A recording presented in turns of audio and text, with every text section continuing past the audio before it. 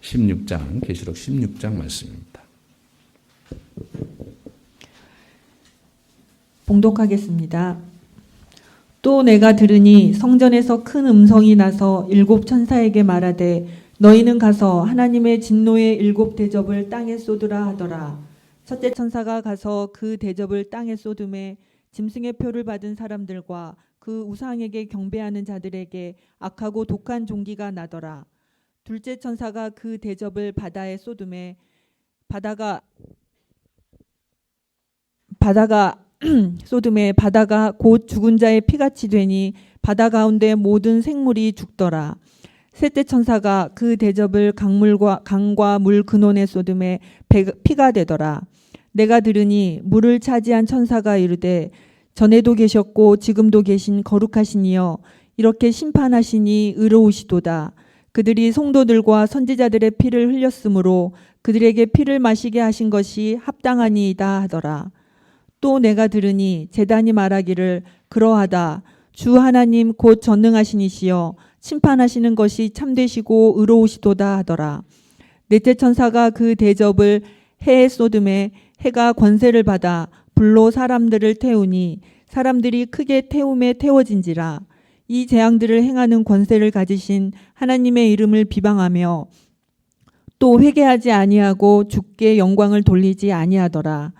또 다섯째 천사가 그 대접을 짐승의 왕자에 쏟으니 그 나라가 곧 어두워지며 사람들이 아파서 자기 혀를 깨물고 아픈 것과 종기로 말미암아 하늘의 하나님을 비방하고 그들의 행위를 회개하지 아니하더라.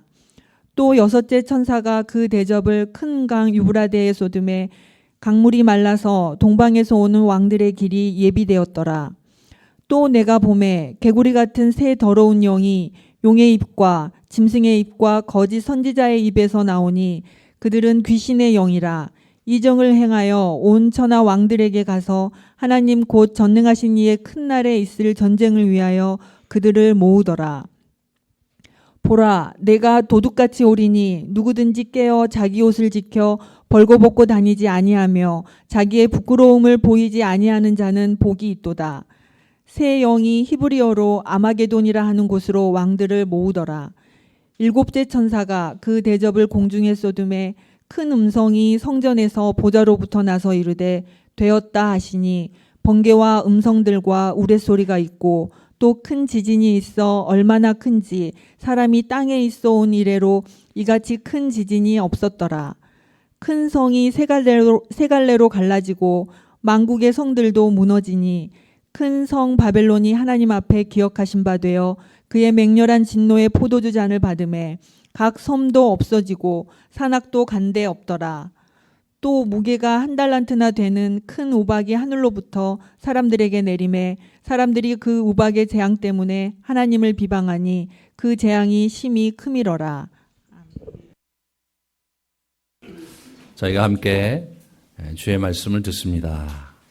시절이 뒤숭숭하고 참 날씨와 기후가 또 지구 여러 곳곳에서 이상한 징조가 들려오는 이 시대에 저희가 주님을 바라보며 말세를 삽니다. 주님 우리에게 이 말세의 징조를 분별하며 주님께 나아가는 삶을 바로 붙잡을 수 있도록 도와주시옵소서. 예수님 이름으로 기도합니다. 아멘. 저는 과일을 별로 좋아하지 않습니다. 하지만 제가 아주 좋아하는 과일이 있는데 그 과일이 빠빠야입니다. 아시는 분은 잘 모르겠지만 우리나라에 나지 않는 과일이고 동남아시아에 가면 빠빠야가 이제 있는데 자극적이지도 않고 순하고 아주 은근한 맛이 참 저에게 굉장히 아주 좋은 그런 과일입니다. 그래서 어딜 가나 빠빠야가 있으면 갖다 놓고 막 늘 퍼먹곤 했는데 왜 우리나라에서는 빠빠야가 안 나올까? 이것이 때로 제가 좀 가시는 아쉬움이었는데 엊그저께 제가 이제 차를 몰고 갔는데 라디오 방송을 들었는데요. 이 빠빠야 재배에 성공했다는 저쪽에 이 제주도에서 성공을 했다는 거예요. 제가 갑자기 제 귀를 의심했어요. 그 빠빠야인가? 그래서 그걸 열심히 들었는데 제가 먹었던 그 빠빠야가 맞더라고요. 그래서 와 하고 소리를 질렀습니다. 빠빠야를 먹게 된 저로서는 참 큰 행운이지만 이런 기후변화가 그렇게 꼭 좋은 것만은 아닙니다. 생태계 전체가 이제 헝클어지고 있고, 스핑크스에 이렇게 눈이 내리고 말이에요. 북미에 이번에 아메리카에 엄청난 한파가 몰아닥쳐서 그 잘 사는 나라에서도 얼어 죽고 말이에요. 예, 저희 나라도 작년에 완전히 4만 4원의 기후가 막 없어졌다고 그러고 막 20일, 30일 동안 계속 강추위가 몰아닥치고 굉장히 어려웠고요. 근데 올해는 또 어떻게 온데간데 없이 4만 4원도 아니고 이상한 흐지부지 이렇게 되는데 약간 두려워요. 언제 또 어떻게 변할지 예측이 안 되는 기후 변화 속에 살아갑니다. 아마도 그 인류가 자기 그 살아생전에 그 당대에 자기가 이렇게 태어나서 이렇게 살아가면서 경험한 기후 변화를 이렇게까지 빠르게 아주 급변하는 그런 형태로 살아온 것은 최근세가 아닐까 생각이 됩니다. 저희 그 나라의 그 기후 이런 거 보면 이제 조선시대부터 있었던 여러 기록 그런 걸 가지고 우리나라 이제 기후를 예견하고 이제 그렇게 하는데 사실 많은 경우 이제 그 조선시대의 패러다임 자체가 이미 무너졌다는 것이 너무나 분명하고 생태계 자체가 완전히 이제 다른 쪽으로 가고 있는 것을 우리가 듣고 있습니다. 이것은 모두 요한계시록에 예언된 형태로 진행되고 있는 것입니다. 지구는 망가지고 있고 궁극적으로 온전히 망가질 것이며 이 땅에 하나님께서 새하늘과 새 땅을 지을 것이라는 그림과 약속이 이 요한계시록에 가득합니다. 오늘 우리가 나눌 이 7 대접 재앙이 그 7 재앙 시리즈의 마지막인데 가장 분명하고 선명하게 그것을 우리에게 보여줍니다.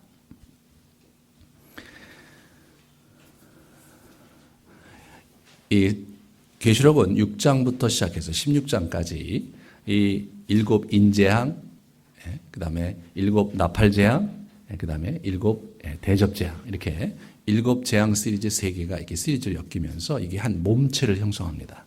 그러므로 이 세 재앙을 잘 이해하는 것이 계시록을 이해하는 데 굉장히 중요한 부분입니다. 그러나 공교롭게도 이 세 시리즈 재앙을 이해하기가 굉장히 어려워요.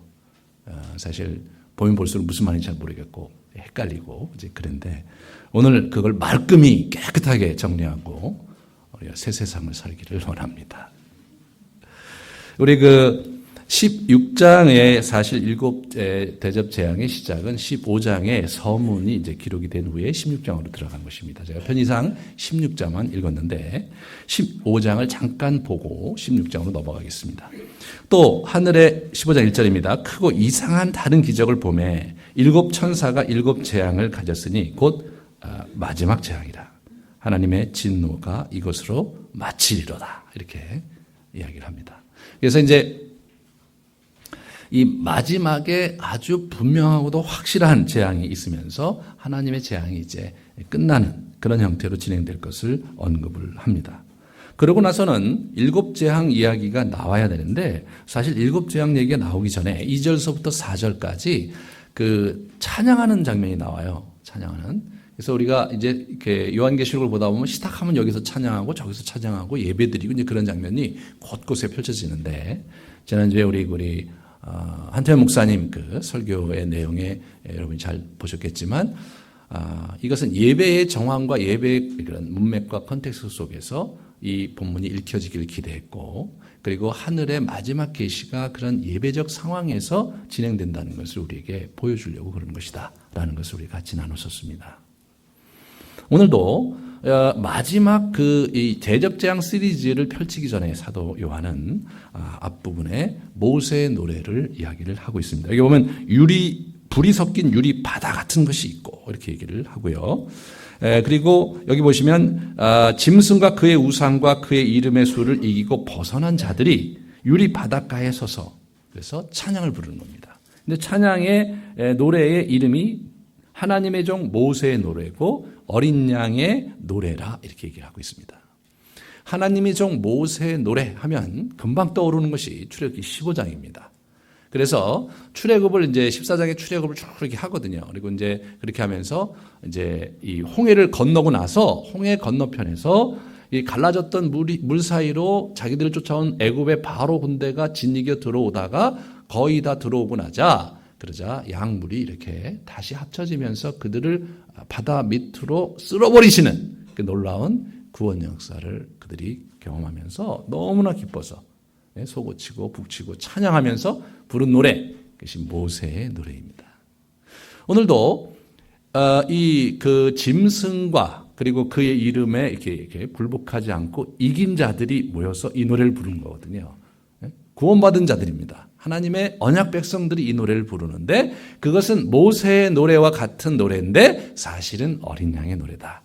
그래서 예수 그리스도 안에서 새 언약 백성들이 궁극적으로 마지막 심판석상에서 심판날에 부를 노래라는 거죠. 그 노래는 주 하나님 곧 전능하신 이시여 하시는 일이 크고 놀라우시도다. 만국의 왕이시여 주의 길이 의롭고 참되시도다. 주여 누가 주의 이름을 두려워하지 아니하며 영화롭게 하지 아니하오리이까 오직 주만 거룩하시니이다. 주의 의로 우선 일이 나타났으니 오늘 의로우신 일이 나타났으며 만국이 와서 주께 경배하리다. 그래서 만국이 주 앞에 경배하는 놀라운 찬양을 드립니다. 지금 무시무시한 7 대적 재앙을 얘기하기 전에 우리 사도 요한이 그 재앙과 우리들은 상관이 없고 그 재앙 속에 하나님의 백성들은 보호받을 것이고 하나님의 백성들은 궁극적으로 찬양하면서 그 재앙의 끄트머리에 승리의 노래를 부를 것이라는 그런 그림을 먼저 우리에게 보여주고 있는 것입니다.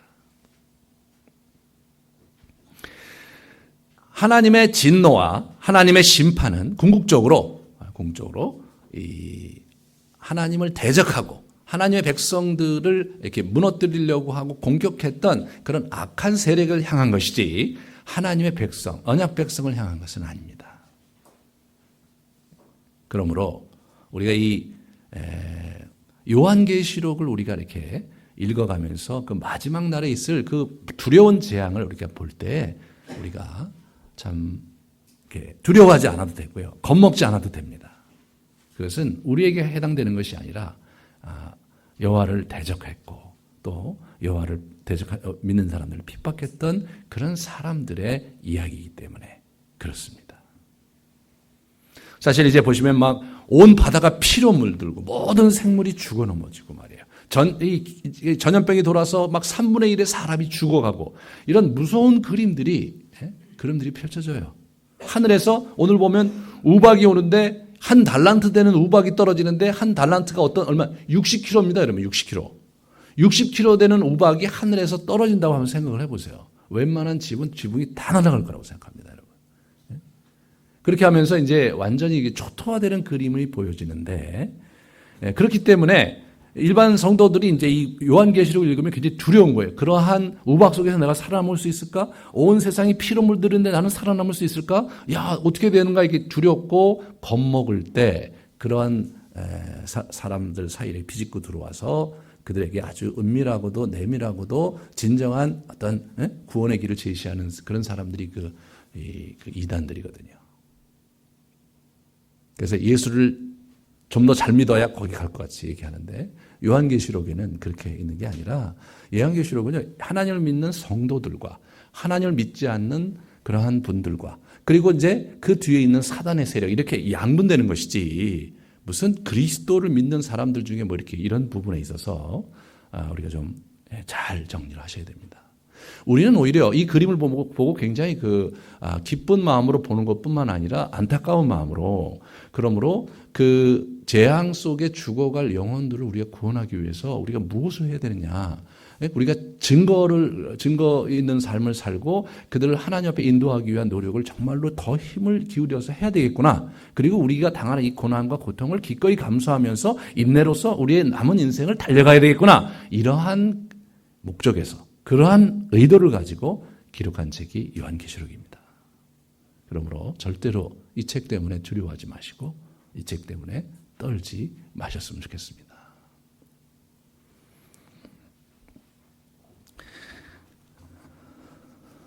그래서 이렇게 보시면 이제 그런 노래가 끝난 다음에 7절, 8절에 보시면요. 네 생물 중에 하나가 영원토록 살아계신 하나님의 진노를 가득히 담은 금대접 7을 그 7 천사에게 줬어요.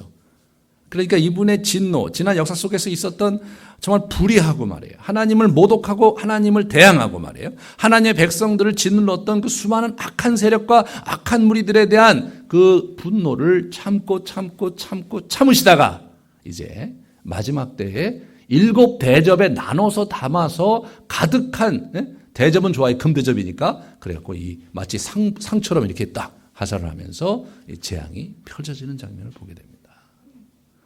8절에 보시면 하나님의 영광과 능력으로 말미암아 성전의 연기에 가득해서 7 천사의 7 재앙이 마치기까지는 성전에 능히 들어갈 자가 없더라. 그래서 하나님의 진노가 가득해서요.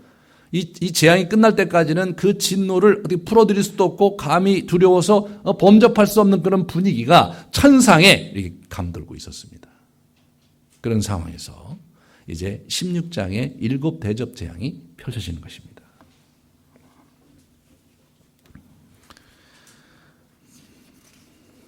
그래서 7 대접 재앙은 우리 이거 좀 보여주실래요? 여기 보시면 제가 이제 이렇게 같이 보려고 이렇게 만들었는데요. 7 대접 재앙인데 7 대접 재앙 시리즈를 이 앞에 것과 같이 보셔야 돼요, 이게. 그래서 이게 보시면 이제 우리가 이걸 하나하나 이제 뜯어보는 데 있어서 이거를 이렇게 읽고 이걸 이렇게 읽고 이걸 이렇게 읽다 보면 이게 잘 안 잡혀요, 이게 그림 자체가. 그래서 그냥 너무나 복잡하고 읽으면 읽을수록 헷갈리고 말이에요. 그래서 완전히 이제 포기하게 되고. 그래서 이제 심지어는 이제 옛날에 이제 제가 이렇게 잘 몰랐을 때는 성경을 어떻게 읽었냐면 요한계시록을 1장부터 5장까지 착실히 읽고 6장부터 16장까지는 스킵해요, 그냥. 여기 7 대접이구나. 이거 7이구나. 이거 쭉쭉 스킵하고. 그리고 이제 17장이 이제 18장이 이 전쟁이 마지막 이 바벨론 멸망 전쟁이 아마겟돈 전쟁이 너무 재밌거든요. 그거 보고. 그다음에 19장 승리하는 장면, 20장, 21장 이렇게 보는 거예요. 그러니까 이제 6장에서 16장은 빼고 봤어요. 그래도 사실 메시지가 그득 잘 들어왔거든요. 근데 나중에 공부를 하고 보니까 이걸 한꺼번에 봐야 되는데 따로따로 보다가 헷갈린 거예요.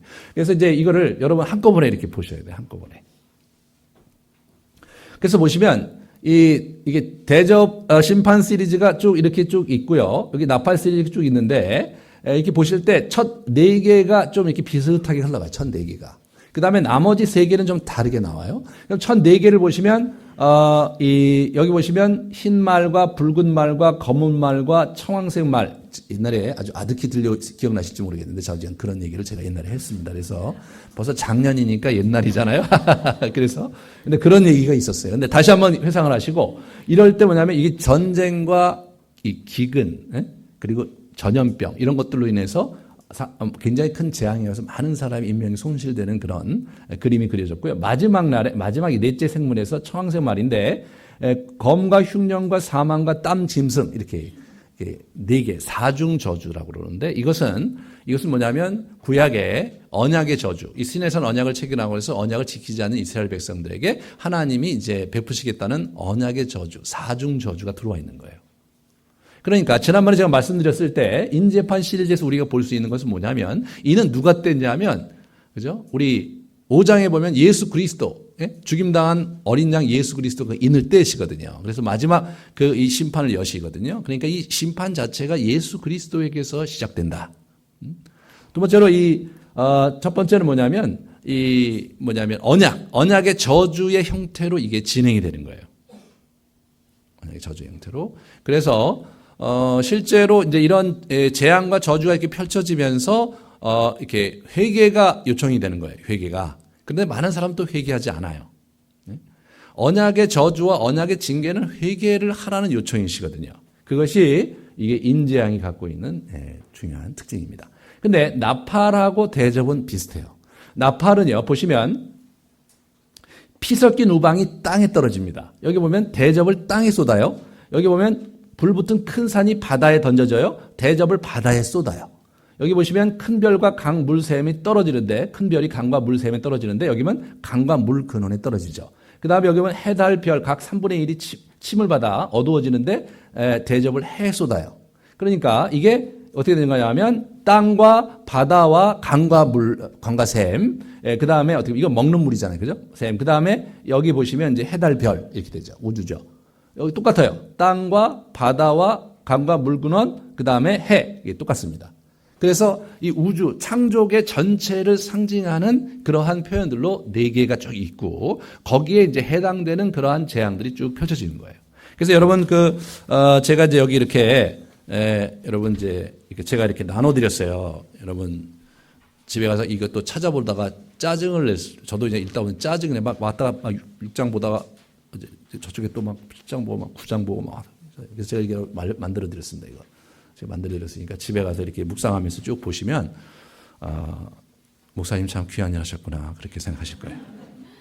이렇게 보시면 그 내용들을 이렇게 보시면서 따라오시면 돼요. 이걸 같이 보시면서 자세한 내용은 여기 있습니다. 보시면 여기 중요한 게 3분의 1이 나와요. 그래서 어떻게 되냐면 땅의 3분의 1과 수목의 3분의 1과 각종 푸른 풀이 다 타버려요. 여기 3분의 1이 이제 타버린단 말이에요. 여기는 어떤 3분의 1이라면 두 번째는 뭐냐면 바다의 3분의 1이 피가 되어버려요. 그리고 생명 가진 피조물들이 3분의 1이 죽어요. 여기 죽어요. 그 다음에 여기 이제 세 번째도 뭐냐면 강들의 3분의 1과 물샘의 3분의 1이 쓰게 돼버립니다. 쓴 물이 돼버립니다. 여기는 어떻게 되냐면 해와 달과 별들의 3분의 1이 망가집니다. 그래서 빛이 3분의 1로 줄어들어요. 그렇게 된 겁니다, 이게. 그런데 이게 보시면 이쪽으로 넘어가잖아요. 이쪽으로 넘어가면 어떻게 되냐면 여기 보면 바다의 모든 생물이 죽습니다. 그러니까 지금 나팔 시리즈하고 대접 재앙 시리즈는 비슷하게 흘러가는데 이 대접 시리즈보다는 나팔 시리즈가 훨씬 더 강화된 형태로 진행이 된다는 거예요. 그래서 이게 이제 이 세 시리즈가 이제 어떻게 된 거냐면 이게 인 시리즈가 다 끝난 다음에 그 다음에 재앙이 이제 또 나팔 재앙 시리즈가 시작이 되고 다 끝난 다음에 이게 지금 기술은 그렇게 돼 있지만 시간적으로 볼 때 그렇게 순차적으로 되는 게 아니에요, 이게요. 그 맨 마지막을 이렇게 보시면요. 여기 이렇게 여기 보시면 여기 이제 좀 틀린데 그러나 이 나눠드린 이걸 맨 마지막에 보세요. 제가 친절하게 밑줄까지 그어놨습니다. 읽을 거를 보시면 어떤 일들이 벌어지냐면 거기 뇌성과 음성과 번개와 지진이 이제 7째 인 때 나타나는 거고요. 7번째 이제 그 나팔 같은 경우는 번개와 음성과 뇌성과 지진과 큰 우박이 있고요. 그 다음에 이제 7번째 그 대접에서는 번개와 음성들과 내성이 있고 또 큰 지진이 있고 또 큰 우박이 있는. 그러니까 비슷하게 반복이 돼요. 이 반복은 구약에서 하나님이 자연계에 이렇게 등장하시고 나타나실 때 자신의 위엄을 보이시고 자신의 통치의 그러한 그 다스림을 펼치실 때 이게 드러냈던 장면이거든요. 그것이 동일하게 이렇게 맨 마지막에 펼쳐지는 거예요. 그러니까 결국 새 심판 시리즈가 어떻게 되냐면 하나의 정점, 하나님께서 마지막 장면에 큰 그 이제 임재 가운데 마지막 심판 전쟁을 아마겟돈 전쟁을 벌이실 그 정점을 향해서 이게 같이 가고 있는 거예요. 이는 인재앙 시리즈로 그 정점을 해서 가고 여기는 나팔재앙 쪽 그 정점을 해서 가고 이쪽에 이제 대접은 대접대로 정점을 해서 가는 거예요. 그러니까 이게 전체적으로 하나님의 그 심판, 이 재앙 시리즈가 총체적이고 이게 굉장히 커다랗게 진행이 되는 데 있어서 세 가지 각도에서 이걸 진행을 이렇게 한 거예요. 또 한 가지, 이 첫 번째, 두 번째, 세 번째, 네 번째는 그냥 편의상, 이야기 전개상 그렇게 한 것이지 시간 순위 아니에요. 가령 예를 들어서 첫 번째, 두 번째, 세 번째인데 이게 보시면 여기 칼로 그리고 기근으로 전쟁했던 그리고 전염병으로 죽는 게 쭉 나오고 그걸 넷째 생물에서 요약하거든요. 네 가지를. 그러니까 이게 먼저 있고 어떤 게 먼저 하고 어떤 게 나중에 하고 이런 형태로 기술되는 게 아니에요. 그런 형태로. 여기 있는 것도요. 이게 첫 번째 게 우박이 먼저 떨어지고 그 다음에 불 붙는 큰 산이 떨어지는 큰 산이 바다에 떨어지는지 그런 거에 대한 아무런 언급도 없는 거예요. 뭐가 먼저 있고 뭐가 나중에 있는지를 우리가 알 수가 없어요. 그러니까 그런 형태로 시간적인 그러한 형태로 시간의 흐름의 형태로 이걸 보시면 안 돼요. 뭡니까? 묵시의 특징이 뭐냐면 시간을 초월하고 공간을 초월하는 거거든요. 시간을 초월하면 현재, 미래, 과거가 이게 한 덩어리가 돼갖고 막 엉키설키 되어 있는 거예요. 시간 좌표가 약간 불분명해지는 거예요. 그리고 공간 좌표도 불분명해지는 거예요. 땅인지 하늘인지 굉장히 불분명해져요. 땅인지 하늘인지도 불분명한 데다가 하늘이 지금 종말의 하늘인지 지금 하늘인지 과거의 하늘인지 이것도 불분명해져요. 그렇게 하면서 이게 시공간을 초월하는 형태로 메시지가 쭉 흘러가거든요. 그러니까 이것을요, 오늘 우리는 이 땅에 살면서 우리 시공간에 제한받고 있기 때문에 어제와 오늘과 내일은 다를 수밖에 없어요. 네? 그리고 우리가 여기 있는 것과 우리 집에 있는 것은 또 달라요. 하지만 이것이 이제 어떻게 되냐면 시공간을 초월하는 곳에 딱 들어가면 그것이 다 하나거든요. 한 공간에 딱 한 시점에 동시에 존재한다고 해도 할 말이 없거든요.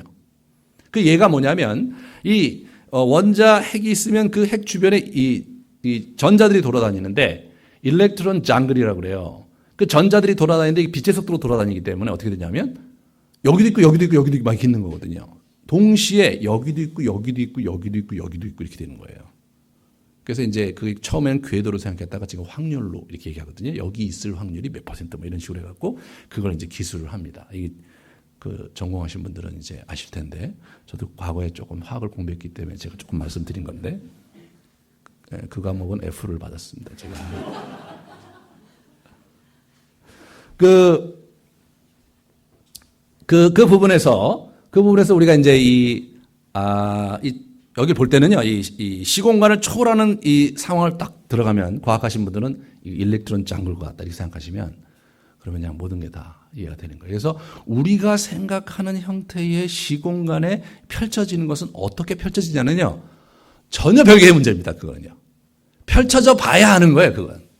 근데 그거를 시공간을 초월해서 쓴 그러한 그걸 지금 우리가 사는 이 세상의 시공간에 그거를 나름대로 논리적으로 펼치려고 하는 시도가 2000년 동안 끊임없이 있었는데, 그 시도 자체가 별 의미가 없는 시도예요. 맞지도 않을 뿐 아니라 가봐야 하는 게 많습니다. 그래서 제가 처음에 계시록을 보는 관점, 무시를 보는 관점을 얘기했을 때 그 어린아이가 자기 집안을 그리는 그 비유를 제가 얘기를 했어요. 집안의 구도를 그리는데 어린아이는 상징적으로 그리는 거고 사실화를 그리는 게 아니다. 이것도 사실은 사실화가 아니라 상징이기 때문에 거기서 우리가 취할 바가 뭔지를 보는 형태로 이걸 접근해야지 구체적으로 어떻게 그러면 어떤 프로세싱으로 흘러갈 것인가를 보시면 답이 안 나옵니다.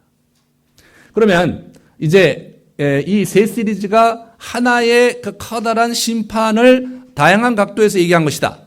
왜 세 번이냐? 성경에 보면요. 구약에 보면 2번 연거푸 환상과 꿈을 보여주시면 하나님이 확정하신 것이다. 그 얘기를 그거 해석해서 유명한 사람 된 사람이 요셉이요. 바로가 꿈을 2번 연거푸 꾸는데 비슷한 꿈을. 그래서 그거 7년 대흉년과 7년 풍년을 그거를 예언해갖고 이 사람이 총리 대신 됐어요. 그 꿈 예언해서. 그래갖고 그걸 해석을 해갖고. 그 이후로 어떻게 되냐면 신약에 넘어오면요. 이게 더블 드림과 더블 비전이 있어요. 그러니까 어떻게 되냐면 이 요셉이 어떻게 해석했냐면 2번 보이신 것은 하나님이 그렇게 하시리라고 확정하신 것입니다. 이렇게 얘기를 하거든요. 그래서 이제 사도행전에 보면 그런 게 나와요. 사도행전에 보면 우리 아나니아가 본 환상, 그죠? 그리고 우리 누가 봅니까? 우리 바울이 본 그림에서 아나니아 둘이 그렇게 만나요. 그래서 바울도 아나니아라는 사람이 올 거라는 얘기를 들었고 아나니아도 가서 집가라는 거리에 있는 바울을 만나라는 얘기를 들었습니다. 둘이 만나요. 또 하나는 이제 그 베드로가 이제 무두장 시몬의 집에 이렇게 있는데 밤에 환상을 봤어요. 그 환상을 봤는데 그게 누군가가 와서 이제 초청을 하는 얘기죠. 고넬료도 환상을 봤어요. 그래서 사람을 보내서 그 베드로와 고넬료 가문이 만나는 장면이 나옵니다. 그러니까 하나님의 구속 역사 속에서 하나님의 계시와 하나님의 증거가 분명할 때는 이렇게 2번 이렇게 딱 2번 이렇게 나오는 것이 성경 전체에 나오는 굉장히 중요한 포인트인데 재미난 것은 이게 3번이에요, 3번. 그러니까 2번도 아니고 3번이니까 이것은 확실히 그럴 것이고 반드시 그렇게 될 것이고 하나님의 뜻을 움직이지 않을 것이라는 아주 강한 강조가 있는 거예요. 그래서 3번이에요. 그래서 3번. 그러면 이제 계속해서 우리가 좀 봐야 될 것은 여기 보시면 이거는 이제 제가 얘기했듯이 언약의 저주, 사중 저주인데 이거는 뭐냐? 이거는요 가만히 보시면 뭐가 나오냐면 여기에 그 애굽에 10가지 재앙 시리즈가 이렇게 겹쳐 있어요. 그래서 바다가 이게 하수가 피로 물드는 거, 개구리 나오는 거, 예? 하늘이 3일 동안 이렇게 어둡게 되는 거, 예? 그 다음에 육축에 종기가 생기는 거, 사람에게도 종기가 생기고, 이게 똑같이 그게 나오거든요. 7개가. 그러니까 이것은 뭐냐면 바로와 그 정권을 무너뜨리는 하나님의 심판의 그림이 여기에 그대로 담겨 있는 거예요. 이렇게 함으로써 하나님께서 구약시대에 심판하시고 움직이시는 그 스타일과 그 방식대로 마지막 심판도 그렇게 올 것이다. 구약에 와 있는 그림이 마지막에 올 그림을 연속적으로 얘기하시면서 내가 동일한 방식으로 마지막도 그렇게 할 것이라는 그런 그림이 여기에 있는 것입니다. 그런데 여러분 출애굽 스토리를 잘 아는 그런 사람들의 입장에서 볼 때는 정말 놀라운 여기 적용이 가능한데 출애굽에서 10가지 재앙은요. 이게 회개하라는 요청이 아니에요.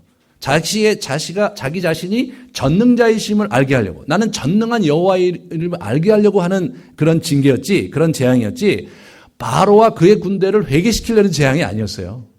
그리고 그 재앙은 어떤 거냐면 이스라엘 백성들에게는 예외적이었죠. 그들은 보호받았어요. 고센에서. 여러분 그래서 10가지 재앙 속에서 애굽이 초토화되고 다 망가졌는데 이스라엘 백성은 흔연히 가족들을 데리고 애굽을 빠져나오는 그림이 있는 거예요. 그 그림을 알고 있는 사람이라면 야, 이 마지막 재앙이 애굽에 바로를 심판할 때 그 그림으로 진행되는 거로구나. 그러면 답은 분명해지는 거거든요. 우리는 보호받겠네. 이스라엘 백성이 보호받듯이 이스라엘 백성이 처자식을 다 데리고 살짝 거길 빠져나왔듯이 우리도 이 땅에서 살짝 빠져나오겠네라는 기대를 할 수 있도록 그렇게 쓴 거예요, 이게. 너무나 감동적인 거죠, 이게. 그러니까 이 10가지 애굽의 이 출애굽 재앙을 알고 있으면 이 7가지 재앙을 나팔 시리즈 재앙과 이 대접 재앙을 보면서 우리가 두려울 게 없는 거예요. 그러나 그런 거죠. 그렇게 되고. 저도 이제 옛날에 읽을 때 보면 막 산모의 피로 물들고 사람들 막 죽어가고 막 그렇게 되는 거 보면 너무나 그 참담한 일들이 벌어지는 거 아닙니까? 그러면 감당이 안 돼갖고 정말 이렇게 되면 어떻게 되는 것인가? 이 인류를 이렇게 의학스럽게 심판하셔도 되는가? 이런 생각을 했었는데 이게 모세의 노래를 이렇게 생각해 보면 이게 얘기가 좀 달라져요. 여러분 출애굽을 이렇게 홍해를 가르는 걸 넘어온 이스라엘 백성 입장에서 볼 때는 그 친구들이 얼마나 많이 괴롭혔습니까? 그 친구들 때문에 몇 대를 그냥 고생을 한 거거든요. 그러다가 이 홍해가 갈라졌는데 그들이 그냥 끝까지 쫓아왔는데 하나님께서 홍해에 물을 확 닫아갖고 거기 수장시켰어요. 그럴 때 안타깝다. 저들의 인생이 너무 불쌍하다. 얼마나 슬픈가. 이렇게 얘기할 한 사람도 없었을 거예요. 막 손을 누고 막 소리를 버럭버럭 지르면서요. 하나님 너무 감사하다. 속이 다 후련하다. 이런 느낌이 있을 거예요. 그죠? 이게 그런 의도로 이게 기록이 된 거예요. 그래서 모세의 노래가 그 속이 다 후련한 이긴 자들이 부르는 찬양이 거기 그렇게 있는 거거든요. 그러니까 이 심판과 이 그림을 우리가 어떻게 봐야 될지 이 그림에 있어서 우리가 정말 생각해 봐야 될 게 뭐냐면 출애굽해서 홍해를 건넌 이스라엘 백성들이 그 심판을 보듯이 우리가 그렇게 볼 거라는 거예요. 그런 부분을 저와 여러분이 잘 붙드신다면 우리 이 요한계시록에서 길을 잃을 리가 없습니다. 그리고 이 시리즈 이렇게 보시면 여기 보시면 6장과 7장의 중간에 삽입이 들어갔고 8장 9장에 있으면 이제 또 10장, 11장, 12장, 13장, 14장이 이 삽입이 들어갔잖아요. 이렇게 중간중간에 이게 삽입이 들어가요. 삽입이 왜 들어갔느냐? 이것은 뭐냐면 이 심판은 누구에 관련된 거냐면 이렇게 예수를 대적하고 예수를 안 믿는 사람들에게 관련된 거란 말이에요. 그렇다면 하나님의 언약 백성은 어떻게 해야 되느냐? 그 얘기가 중간중간에 삽입이 된 거예요. 교회는 어떻게 살아야 되느냐? 어떻게 보호받을 것이냐?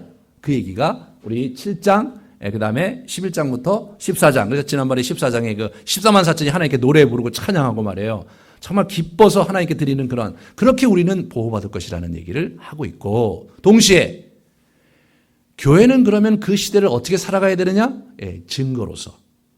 하나님을 예수 그리스도의 복음을 증거해서 그 죽어가는 정말 할망의 멸망의 자식들로 될 수밖에 없는 사람들을 구출하는 일에 힘쓰면서 살아가고 또 그들이 주는 고통과 어려움과 환난을 인내로서 소망을 가지고 우리가 믿음을 지켜가는 것. 그것이 교회가 할 일이라는 거죠.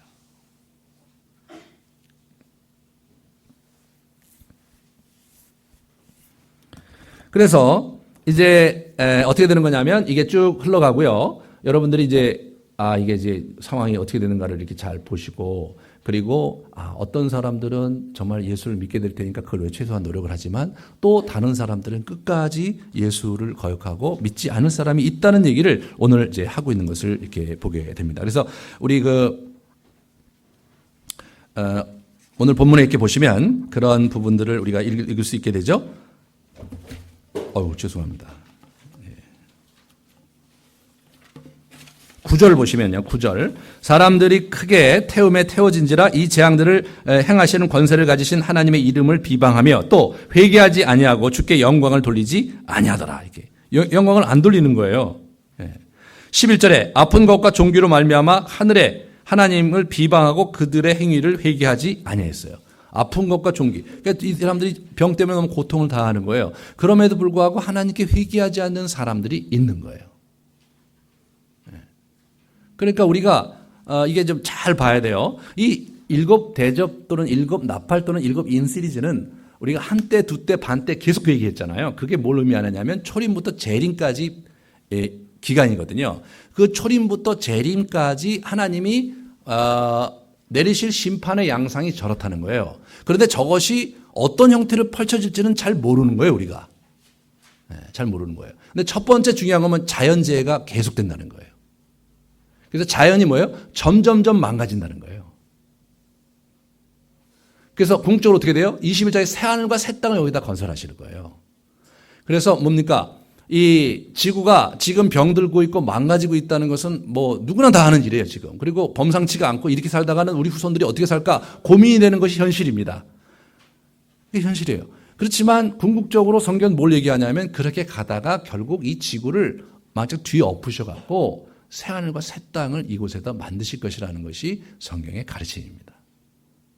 이것이 악하고 더러운 그 영들이 장악을 하고 섞어놓고 막 망가뜨렸기 때문에 창조 질서 자체가 완전히 망가졌기 때문에 하나님이 그들을 패퇴시키고 새하늘과 새 땅을 이 땅에 건설하실 거라는 거예요. 기본적으로 앞으로도 계속 지구는 망가질 거라는 거예요. 어떤 식으로 망가질 것인지는 우리는 잘 알지 못하지만 지금 굉장히 많은 가령 바다 같은 데만 해도 우리 3분의 1이 줄어들었다고 그러잖아요. 지난 10년 동안 바다에 있는 고기들이 엄청나게 줄었다는 거예요. 네, 많이 줄었어요. 엄청나게 갖다 먹는데 많이 죽어요, 지금. 그래서 품종이 자꾸 줄어들고 있는 거예요. 자꾸 줄어들고 있어요. 지금 이제 곧이어 식량난이 벌어질 것이 이제 여실히 이제 증명되고 있고 여기저기 이제 뭡니까 사막화가 진행이 되고 있어요. 이 중국만 해도 엄청난 사막화가 진행이 돼 갖고 그 바람이요 저 먼지가 우리나라까지 지금 오고 있잖아요. 그러면서 우리가 정말 굉장히 고통을 당하고 있잖아요. 뭐 속수무책이죠. 대책이 없어요. 그래서 일부 그 환경 단체들이 가갖고 거기다 막 나무를 심고 이제 그렇게 하는데 제가 볼 때는 거의 뭐예요? 이게 뭐 하늘을 이게 두 손으로 가리는 것 같이 감당이 안 되는 일들이죠. 그 다음에 이제 될 게 뭐냐면 사람이 이제 병으로 많이 죽어갈 거라는 거예요. 병이 점점점 어려워집니다. 전염병이 지금. 그리고 대책이 없는 형태로 계속 굴러가고 있는 거예요. 점점점 심해질 거라는 거예요. 이게 그 얘기예요. 점점점 심해질 거라는 거예요. 그러다가 맨 마지막에 이 다섯 번째 대접과 여섯 번째 대접과 일곱 번째 대접에서 궁극적으로 마지막 그림이 어떻게 진행이 되냐면 이 대접을 짐승의 보좌 위에 부으세요. 그러면 짐승이요, 이 녀석이 이제 화가 나서 나오잖아요. 그죠? 그 다음에 어떻게 되면 유브라데 강에 쏟아버려요. 유브라데 강은 바벨론의 젖줄이거든요. 유브라데 강을 그러니까 바벨론이 일어나는 거예요. 그래서 바벨론과의 전쟁이 일어납니다. 그래서 그 대접을 마지막에 어떻게 되면 공기에다 쏟아버려요. 공기. 이 공중의 권세 잡은 자. 이 사단이거든요.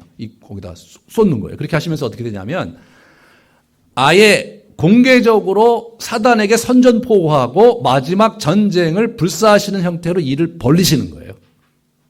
그렇게 벌리시는 거예요. 그래갖고 이제 어떻게 되냐면 유브라데 강에서 그렇게 하니까 유브라데 강에 있는 더러운 영들이요. 그러니까 누굽니까? 이 거짓 선지자, 그리고 짐승, 용, 이 세 마리의 입에서 나오는 더러운 영들이 올라옵니다. 그들이 올라와서 어떻게 됩니까? 각처에 있는 왕들을 다 불러 모아요. 그래서 아마겟돈으로 집결을 시켜요.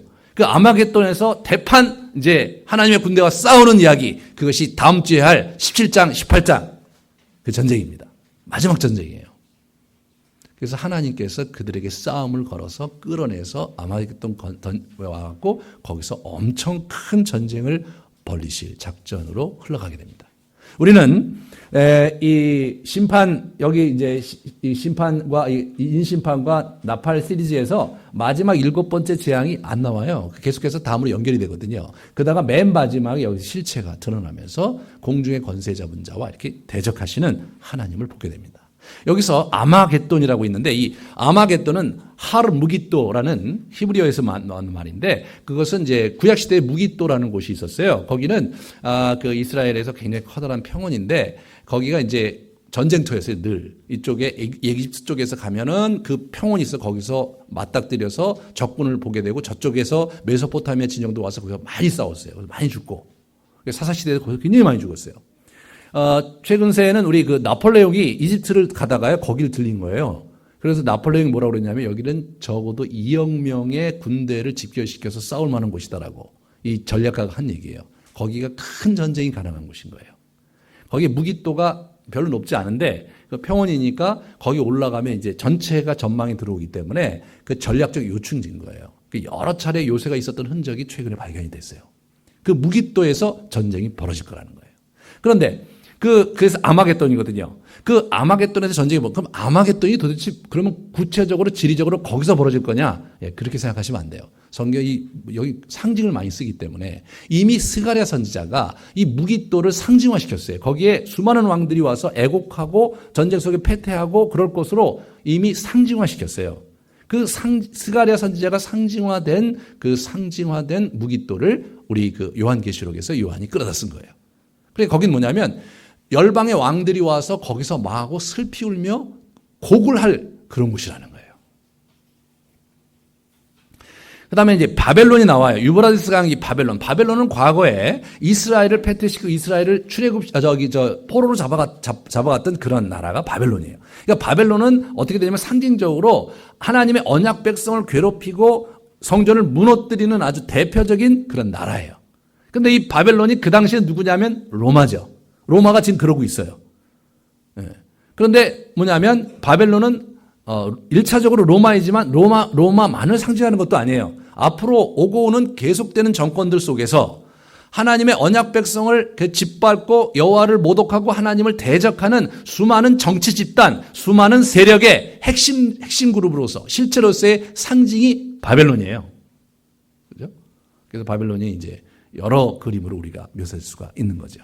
뭐 비근한 예로 우리 북한에서 바벨론을 이렇게 우리가 한번 엿볼 수가 있는 거예요. 저런 게 이제 바벨론이란 말이죠. 그 바벨론을 하나님이 무너뜨릴 것이다. 그 얘기는 뭐냐면 이제 역사적으로 대대로 사단의 왕국을 가진 사단이 하나님의 백성을 억압하고 하나님을 모독하는 그런 사람들이, 그런 존재들이 완전히 패퇴할 그날이 올 것이라는 거예요. 그날이 올 것이라는 거예요.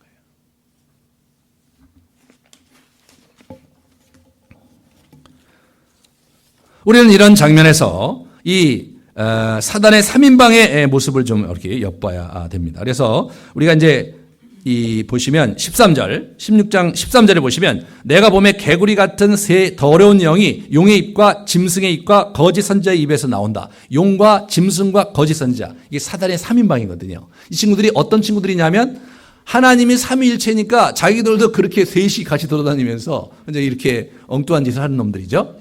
네, 이 친구들이 이제 패퇴하는 그림이 이렇게 나와요.